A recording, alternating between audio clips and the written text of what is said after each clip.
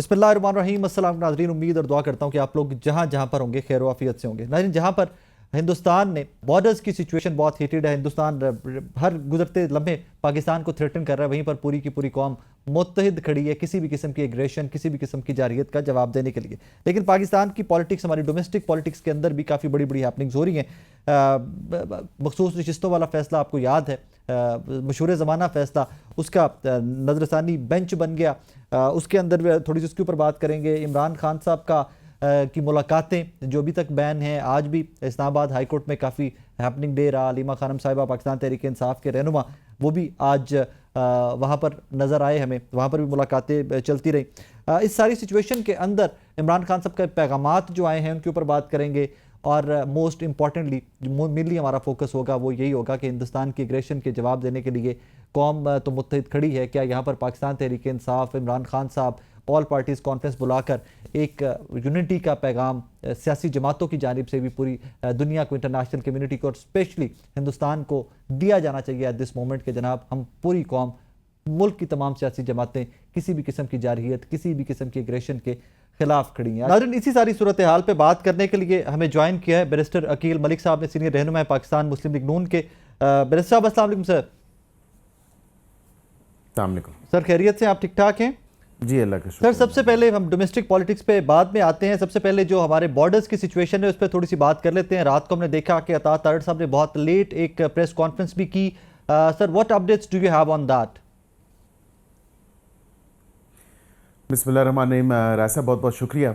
देखिए बिल्कुल जो कौम को एतमाद में लेना और गाहे बगाए जो situation as it develops and as it evolves, बिल्कुल अता तारड़ साहब ने वो तमाम तर मामला जो है कौम के सामने रखा और सबके सामने था कि जो हमारे ख़दशात हैं कि जिस तरह एक झूठा बयानिया बना के भारत इस तमाम तर मामले के ऊपर जो उसका रद्द अमल है और जिस तरह की हरकत व सकनात भारत कर रहा है, सो ज़ाहिरी बात है कि अब तो इकोनॉमिस्ट के अंदर भी आर्टिकल आ चुका है और वो भी कह रहे हैं कि पहले तो भारत अपना केस प्रूव करे या किसी न किसी तरह कोई एविडेंस सामने लेके आए, कोई शवाहिद सामने लेके आए। एक हफ़्ता गुजरने के बाद भी अगर भारत के पास रत्ती बराबर सबूत भी नहीं है तो Bharat has no right and India has no right कि किसी किस्म की जो है वो स्ट्राइक की धमकी दे या स्ट्राइक करने की कोशिश करे, बिकॉज पहले तो सबूत सामने आने चाहिए। और कल जो DG/ISPR साहब की प्रेस कॉन्फ्रेंस थी या प्रेसर था, उसके थ्रू तो अनडिनाइबल इररिफ्यूटेबल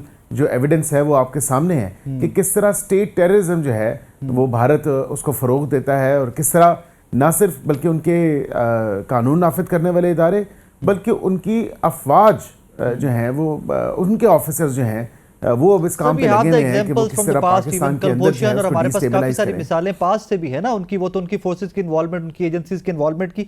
सर ये मुझे बताइएगा, रात को की एक्टिविटी भी की गई बॉर्डर्स पे इंडिया की जानिब से?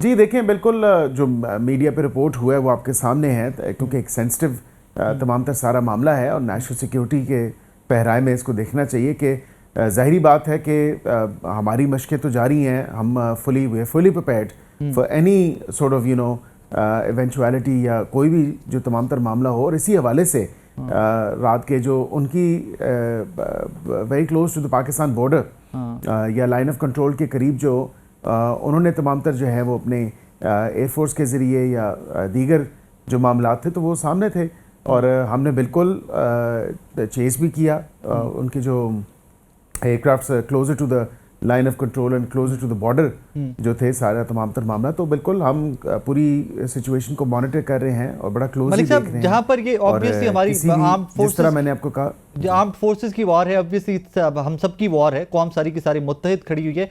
एट द सेम टाइम इस 2025 के अंदर ये नैरेटिव्स की वॉर भी है। हमें अपने बयानिए को भी पूरी दुनिया तक पहुंचाना है। We have to tell them the reality. Don't you think Twitter, X को अब अनबैन कर देना चाहिए पाकिस्तान में? कम से कम हमारी यूथ, हमारे जर्नलिस्ट इंटरनेशनल फोरम्स के ऊपर फैक्ट्स को बयान कर सके। देखें बिल्कुल इंटरनेशनल फोरम्स पे तो तमाम तर मामला सामने आपके सामने है कि डिप्लोमेटिक फ्रंट पे जिस तरह की इंगेजमेंट फॉरेन ऑफिस ने की है या हमारे पार्लियामेंटेरियंस ने की है या मिनिस्टर्स ने दीगर ने की है, जो बातें जाके की हैं। डिफेंस मिनिस्टर को देखें, डिफेंस मिनिस्टर ने भी जो है वो तमाम तर इंटरनेशनल मीडिया के साथ भी इंगेज किया है और वो अभी भी कर रहे हैं। गाए बगाए तमाम तर सिचुएशन जो है वो डिप्लोमेटिक फ्रंट पे भी हम एड्रेस उसको कर रहे हैं और सोशल मीडिया के फ्रंट पे भी। अगर ये आप कहें कि नैरेटिव की जंग है तो बिल्कुल इंडिया तो ये जंग हार चुका है, क्योंकि इंडिया ने तो इल्ज़ाम लगा दिया 5-10 मिनट के अंदर अंदर इस पूरे वाक़े के होने के बाद। लेकिन इंडिया आज कहाँ पे खड़ा है? इंडिया आज आपको नैरेटिव की जंग के बहुत पीछे मिलेगा, क्योंकि पाकिस्तान ये नैरेटिव की जंग जीत चुका है। Sir, I'll go back to my question. जो Don't you think so कि इस नैरेटिव की वॉर के अंदर हमें ट्विटर को, एक्स को अनबैन करना चाहिए पाकिस्तान के अंदर?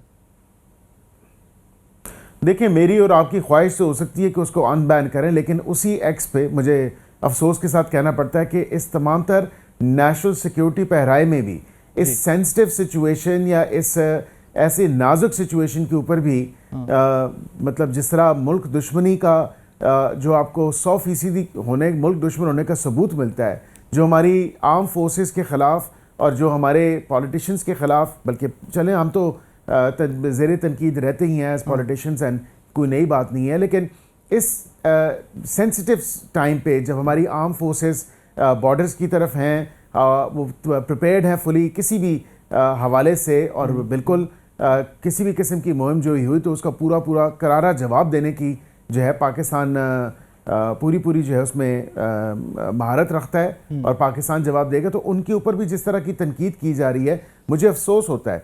मतलब यहाँ पे आप तो ये कह रहे हैं ना, तो यहाँ पे एक्स की एक बात है, बाकी सब प्लेटफॉर्म्स तो खुले हैं, इंस्टाग्राम खुला है, यूट्यूब खुला है, फेसबुक खुला है, दीगर प्लेटफॉर्म्स खुले हैं, लेकिन मुझे अफसोस इस बात का कि कुछ यूट्यूबर्स भी विद ऑल ड्यू रिस्पेक्ट वो अपनी अफवाज के ख़िलाफ़ जो है जहर उगल रहे हैं। तो इट्स वेरी अनफॉर्चुनेट के बस ये थे पाकिस्तानी अथॉरिटीज बना दी गई, लेजिस्लेशन हो चुकी है, अगर कोई आउट ऑफ द वे जाता है, स्टेट को कहीं वे पे हिट करता है तो ऑब्वियसली कानून अपनी हरकत में आएगा। लेकिन यही सवाल मैं दोबारा से पूछूंगा कि बाकी सारे डिजिटल मीडिया के प्लेटफॉर्म्स आपने खुद फरमाया कि काम कर रहे हैं, Facebook, TikTok, Instagram, they're all operational, वो सारे बैन नहीं है पाकिस्तान के अंदर, then why Twitter, why x?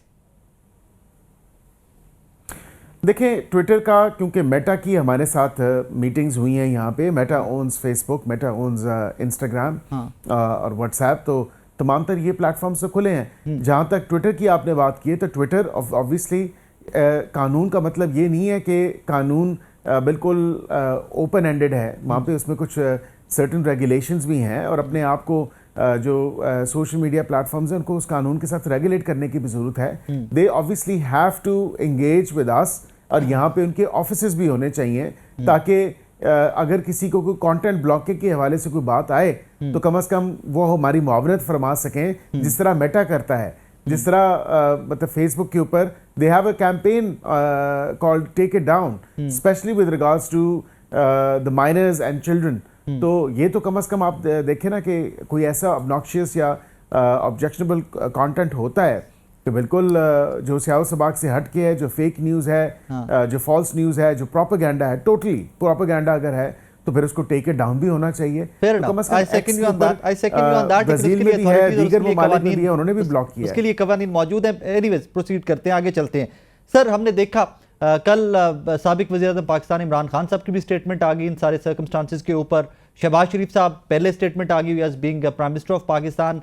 मियां नवाज शरीफ साहब 3 दफ़ा के वज़ीर-ए-आज़म, ऑब्वियसली एक रूलिंग पार्टी के हेड या कायद, मरियम नवाज साहिबा चीफ मिनिस्टर पाकिस्तान के सबसे बड़े सूबे की, उनकी जानिब से कोई क्लैरिटी के साथ मियां साहब की जानिब से अभी तक स्टेटमेंट क्यों नहीं आ रही हिंदुस्तान के इशू पे? देखें, स्टेटमेंट उनकी बिल्कुल आप मीडिया वालों ने रिपोर्ट किया है कि जब शहबाज शरीफ साहब जो हैं उनकी मुलाकात हुई है तो बिल्कुल डिस्कशंस हुई हैं। ये तो रिपोर्टेड, लेकिन बाय नेम नवाज शरीफ साहब की स्टेटमेंट पीएमएलएन की जानिब से कोई नहीं आई। जी, बाय नेम उनका जो मैसेज था वो थ्रू मीडिया रिपोर्ट हुआ है, बाय नेम रिपोर्ट हुआ है। I also urge you to check this again, क्योंकि मैंने तो मीडिया पे वाइडली देखा है उसको कि वाइडली रिपोर्ट हुआ जब उनकी मुलाकात हुई और सीएम साहिबा भी वहाँ पे मौजूद थी, तो उनका एक बड़ा क्लियर स्टांस जो है वो मीडिया ने पुट किया है। चलिए आगे बढ़ते हैं। सर, इमरान खान साहब, एपीसी पॉसिबिलिटी है कि हुकूमत ऑपोजिशन को भी ऑन बोर्ड ले, कोई पैरोल पे रिहाई, या इमरान खान साहब से किसी तरह से कोई ऑफिशियल भेज के, सरकार के कोई बंदे भेज के, वज़रा को जाकर कोई ऑन बोर्ड लें, सिंस बड़ी पॉलिटिकल पार्टी तो है ना पीटीआई? देखिए, उस पॉलिटिकल पार्टी की नुमाइंदगी जो है वो पार्लियामेंट के अंदर मौजूद है। उस पॉलिटिकल पार्टी का चेयरमैन जो है वो रुकन कौमी असम्बली है, उस पॉलिटिकल पार्टी के सेनेटर्स मौजूद हैं जिन्होंने रेजोल्यूशन की जो है वो यूनानिमसली हिमायत की है और उसको अप्रूव किया है और उसको पास भी करवाया है और उसके बाद तकरीर भी की हैं और पाकिस्तान के हक में तकरीर की हैं और उसके साथ साथ अफवाज पाकिस्तान के साथ सीसा पलाई दीवार की तरह उनके साथ खड़े होने की जो है तकरीर और तमाम तर बातें की हैं। तो आई थिंक देयर नैरेटिव या their point of view is definitely there. मतलब इससे क्या वो कोई let me add to that Akeel साहब, let me add to that sir, जो नेशनल सिक्योरिटी एक्सपर्ट हैं इमरान खान साहब के, उनसे कंसल्ट किया जाए कि what should we do next, because we all know what he did when Pulwama took place. So हमें इस पे जाने की जरूरत नहीं है। What he did, I wouldn't what exactly did he do at that time? Shot down the plane? तमाम तर मामला आपको पता है कि जी वहाँ पे जब मेरे से ज़्यादा आपने उसको कवर किया था, so you know exactly Pulwama के टाइम पे क्या हुआ जब एब्रिगेट हुआ 370 और 35A, फिर उनका क्या रिएक्शन था, आधा घंटा धूप में खड़े होने वाला रिएक्शन था एज प्रोटेस्ट। और उसके बाद अभिनंदन जब आया तो फिर उस तमाम तर मामले पे भी आपको पता है कि किस तरह चाय पिला के भिजवा दिया गया। तो ये नेशनल सिक्योरिटी कमेटी की मीटिंग जब बुलाई थी, मेरा last question sir, I do understand आपका वक्त बड़ा कीमती है, वो खुद नहीं आए थे। माय लास्ट क्वेश्चन सर, वो खुद नहीं आए थे उस मीटिंग में, आपको याद होगा। Okay, just to add to that, इसी कॉन्टेक्स्ट में ऐड कर दो, then my last question sir, जिस चेयरमैन की आपके जो रिप्रेजेंटेशन की बात कर रहे हैं आप इमरान खान साहब की, कल बैरिस्टर गौहर को अडयाला जेल में इमरान खान साहब से मुलाकात करने नहीं दी गई। एनीवेज आगे बढ़ते हैं सर, मखसूस नशिस्तों वाला फैसला, अपील नजरसानी अपील, सिंस आप बड़े अच्छे माहिर कानून भी हैं, बाद में पॉलिटिशियन, पहले आप you pass your law degree, sir author जज ही नहीं है नजरसानी अपील केस में। 5 जजेस उनमें से जिन्होंने पहले केस सुना था वो नहीं है, अवेलेबल हैं, सुप्रीम कोर्ट के अंदर मौजूद हैं। What is happening sir? देखें, अब ये तमाम तर मामला जो है वो अब कॉन्स्टिट्यूशनल बेंच बना है और कॉन्स्टिट्यूशनल बेंच के जो एक 13 रुकनी बेंच है वो इस तमाम तर मामले को देखेगा। मैंने तो पहले भी गाय बगाए यही कहा कि इस तमाम तर मामले के ऊपर 2 खत तो speaker as custodian of the house लिख चुके हैं, मेंबरान ने ओथ लिए हुए हैं, उनकी मेंबरशिप सस्पेंडेड है, वजाहतें 2 आ चुकी हैं सुप्रीम कोर्ट की तरफ से। Go I probably as being a student of law do not agree with those, क्योंकि वो किसी आइन और कानून की कोई भी सपोर्ट उसको लैंड नहीं करती उस फैसले को। वहाँ पे डिसेंटिंग नोट्स भी हैं, वो भी आपके नज़र से गुजरे होंगे। तो ये तमाम तर मामला अब एक रिव्यू पिटिशंस हैं, तो ये लगनी चाहिए। मैंने पहले भी इस्तदा किया, आज से तकरीबन sir, I'm sorry I'm cutting you. My question was कि ऑथर जज तक बेंच का हिस्सा नहीं है, that was my question. कौन नहीं है? सॉरी, ऑथर जज, पिछली जजमेंट के ऑथर जज, वो भी इस बेंच का हिस्सा नहीं है। देखिए, उसमें कुछ जजेस तो रिटायर हो चुके हैं, जाहिर बात है, मैं उसी पे ही आ रहा हूँ। एज क्लोजली एज पॉसिबल उस सेम बेंच को रखना चाहिए जो उसकी फॉर्मेशन है, but since then we have had a constitutional amendment. जो 26वीं आईनी तरमीम है, वो जाहिर बात है कि उसके बाद से जो कॉन्स्टिट्यूशनल बेंच का जो एक कॉन्सेप्ट है वो आपके सामने है, तो ज़ाहिरी बात है कि अब उसको देखते हुए तमाम तर मामला है तो वो उस पहराए में देखा जाएगा। इससे ज़्यादा मैं उस पर कोई कमेंट। अकील साहब, thank you very much sir, thank you. नाज़रीन, जर्नलिस्ट अकील मलिक साहब हमारे साथ मौजूद थे। मुझे एक छोटा सा ब्रेक लेना है, ब्रेक के बाद वापस आ रहे, मेरे साथ रहिएगा।